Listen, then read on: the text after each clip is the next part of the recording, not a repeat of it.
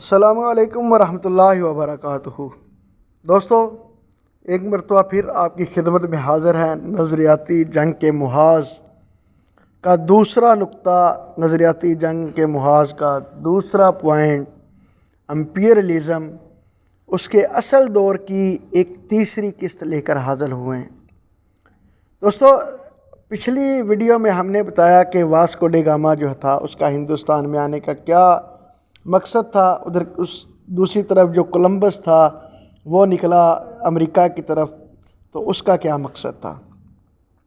آج ہم امپیریلزم کے حوالے سے، جو اس کا دوسرا دور ہے، اس کے حوالے سے بات کریں گے۔ دوستو، یہ جو دوسرا دور تھا، اس میں ان کا جو مقصد تھا، ان کا مشن تھا اسلامی دنیا کا اقتصادی و عسکری محاصرہ۔ یورپ نے نئے تجارتی راستوں کے ذریعے اپنی معاشی مضبوطی کا سفر طے کر لیا اور وہ دن بدن اپنے عروج پر جا رہا تھا، لیکن اسے توقع نہیں تھی کہ وہ اتنی جلدی مسلمانوں کا اقتصادی اور عسکری محاصرہ کرنے میں کامیاب ہو جائے گا۔ مگر یورپی جہاز رانوں نے اس جہاں گردی اور لوٹ مار کے دوران اچھی طرح دیکھ بھال لیا تھا کہ مسلمان اپنے سمندری راستوں کی حفاظت سے بڑی حد تک غافل ہیں۔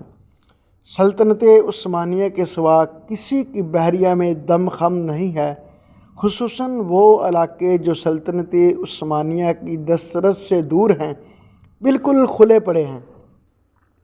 چنانچہ چند برسوں کے اندر اندر یورپ کے مختلف ملکوں کی مسلح بیڑے عالم اسلام کی مختلف بحری سرحدوں پر قبضے کرنے لگے، اور رفتہ رفتہ ان کی گرفت اتنی مضبوط ہو گئی کہ اسلامی دنیا اقتصادی و عسکری اعتبار سے محاصرے میں آ گئی۔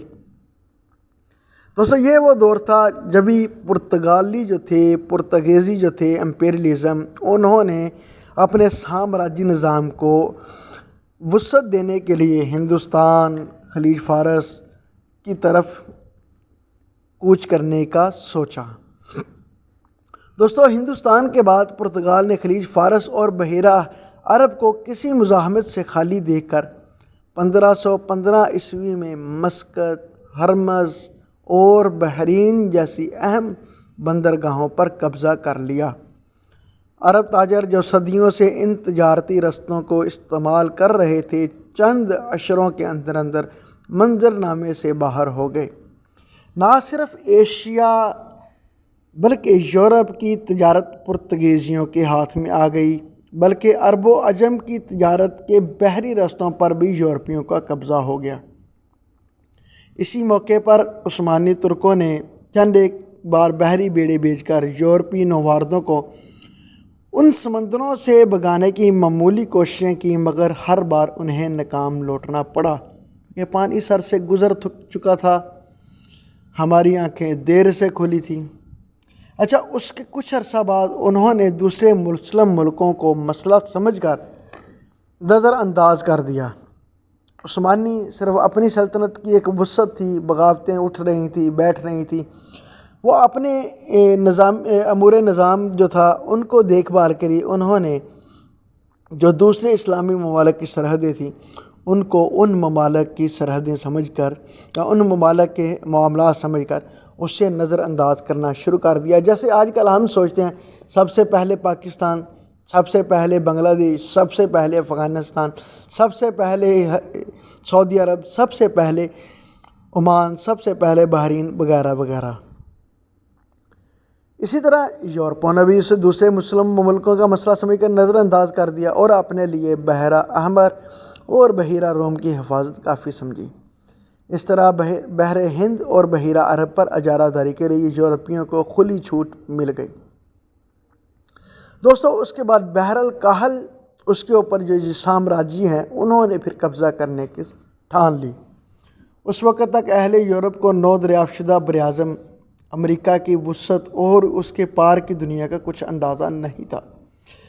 1519 عیسوی میں ایک پرتگالی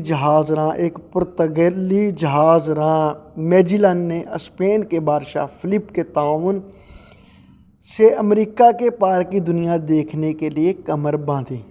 اپنی بحری بیڑی کو لے کر اسپین سے امریکہ کی سمت روانہ ہوا۔ 2.25 مہینے تک بحیرہ اوقیانوس میں سفر کرنے کے بعد وہ امریکہ کے مشرقی ساحل تک پہنچا۔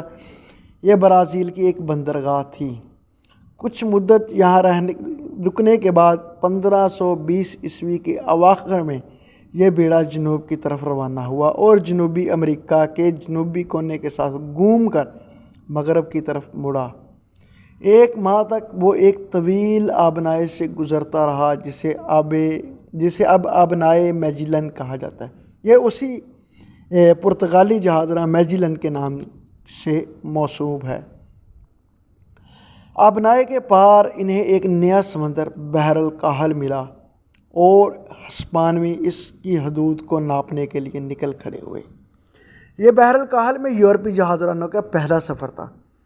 اس سمندر کو عبور کر کے وہ 1521 میں چند سرسبز و شاداب جزائر تک جا پہنچے۔ میجلن نے ان جزائر کو اسپین کے بادشاہ فلپ سے منسوب کر کے اس علاقے کو فلپائن کا نام دیا، جسے آج ہم ایک کنٹری فلپائن کے نام سے جانتے ہیں۔ دوستو، اس وقت فلپائن میں مسلمانوں کی تعداد بہت زیادہ تھی، مسلمانوں کی حکومت تھی۔ یہ لوگ 14ویں صدی عیسوی میں مسلم جہاز رانوں اور تاجروں کے کردار اور تبلیغ سے متاثر ہو کر مشرف با اسلام ہوئے تھے۔ ہسپانویوں نے اس پرامن اور خوشحال مسلم ریاست کو اب بھی اپنی خون آشامی کا نشانہ بنایا۔ میجلن کے ساتھیوں نے اس علاقے سے ناجائز طریقے سے سونا جمع کیا اور مئی 1522 عیسوی میں مشرق کی طرف سفر کر کے بحیرہ ہند سے ہوتے ہوئے واپس اسپین پہنچ گئے۔ اس طرح قرارداد کا پہلا چکر مکمل ہو گیا۔ اس کے بعد دوستو، مشرقی بحیر پر اسپینی سامراجیت کے حملے شروع ہو گئے۔ فلپائنی مسلمان ہسپانیہ کی جدید توپوں کا مقابلہ نہ کر سکے اور یوں 1565 عیسوی میں ہسپانوی فلپائن کے ساحلوں پر قابض ہو گئے۔ 1771 عیسوی میں انہوں نے منیلا پر بھی قبضہ کر لیا۔ یہ قبضہ 1899 عیسوی تک برقرار رہا، جس کے بعد فلپائن امریکہ کے قبضے میں چلا گیا۔ فلپائن پر قبضے کے دوران ہسپانویوں نے یہاں نصرانیت کی تبلیغ اور لوگوں کو جبراً عیسائی بنانے کی مہم جاری رکھی، جس کی وجہ سے اس ملک کی 70% آبادی عیسائی ہے۔ مسلمان جو 30% ہیں، زیادہ تر ملک کے جنوبی حصے میں آباد ہیں۔ 1578 میں ہسپانویوں نے ایک اور مسلم ریاست برونائی پر حملہ کیا۔ اس وقت وبائی امراض کی وجہ سے وہ یہاں پر قابض نہ رہ سکے، مگر جاتے جاتے برونائی کی تمام دولت لوٹ کر لے گئے۔ اسی زمانے میں افریقہ کے ساحلوں اور وسطی ریاستوں پر اسپین، پرتگال اور دوسرے یورپی ملکوں کے مسلح تاجروں کی تخت و تاراج جاری رہی، جس کے نتیجے میں براعظم افریقہ کے 14 ملین افراد کو غلام بنا کر امریکہ میں فروخت کیا گیا، اور افریقہ کی وہ آبادیاں جہاں مسلمانوں کے دم سے علم و فن کے چراغ جلا کرتے تھے، جہالت اور بدحالی کا مرکب بن کر رہ گئی۔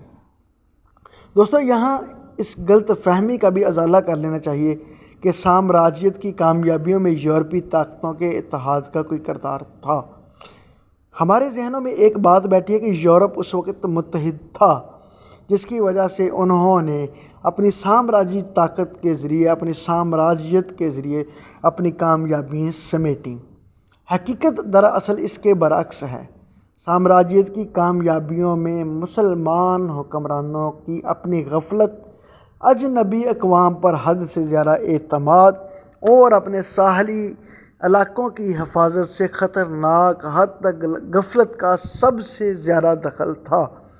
جہاں تک یورپی ملکوں کا تعلق ہے، وہ ہرگز متحد نہیں تھے، بلکہ سامراجی سرگرمیوں کے باعث باہمی تنازعات اور جنگوں میں بھی مشغول تھے۔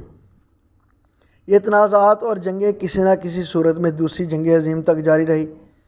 یہ کہا جائے تو بے جا نہ ہوگا، اسلامی دنیا کی دولت و ثروت کو لوٹنے کی غیر معمولی حرص ہی نے یورپی ممالک کو باہم دست و گریباں کیا۔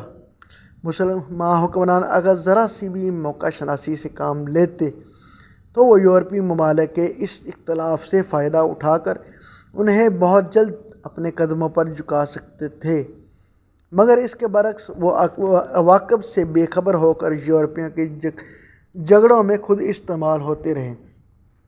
دوستو، یہ مسلمانوں کا شروع سے ہی ایک جتنے بھی مسلمان حکمران گزرے ہیں، شروع سے ہی ان کا ایک ذہن رہا ہے، یا اللہ کی عطا ہے کہ یہ کبھی سازشوں کی طرف نہیں جاتے۔ سیدھے سیدھے آج کے بھی اگر پاکستان کے دیکھے جائیں حکمران، تو کوئی بھی حکمران جو ہے وہ مغرب ممالک کے خلاف سازشیں نہیں کرتا۔ آپس میں تو دست و گریباں ہیں، لیکن کوئی بھی مغرب کے خلاف سازشیں نہیں کرتا ہے۔ تو دوستو، یہ وہ دور تھا جب جو سامراجیت اپنے عروج پر تھی، یورپ نے مختلف قسم کی سازشیں کر کے آپس میں ایک دوسرے کے ساتھ دست و گریباں ہونے کے باوجود مسلم ممالک کا رخ کیا اور مسلمانوں کو تہوتیک کرتے رہے۔ انہوں نے مسلمانوں کی کمزوریوں کا فائدہ اٹھایا، مسلمانوں کی کمزوریوں کو بھرپور استعمال کرتے ہوئے اپنی طاقت کو بڑھایا اور مسلمانوں کے علاقوں کو لوٹ مار شروع کر دی۔ دوستو، یہ سامراجیت کا وہ دوسرا دور ہے۔ اس کے بعد انشاءاللہ اگلی ویڈیو میں ہم اس کا اگلا جو حصہ ہے وہ پیش کریں گے۔ تب تک کے لیے اجازت دیں۔ اگر تو آپ کو یہ ویڈیو پسند آئے تو اس معلوماتی ویڈیو کو اپنے دوست احباب کے ساتھ شیئر کریں اور ہم کو اپنی رائے کا اظہار کرتے رہیں، تاکہ ہم گاہے بگاہے اس طرح کی معلوماتی ویڈیو آپ تک پہنچاتے رہیں۔ اگلی ویڈیو تک کے لیے اللہ حافظ، دعاؤں میں یاد رکھیے گا۔ السلام علیکم ورحمۃ اللہ وبرکاتہ۔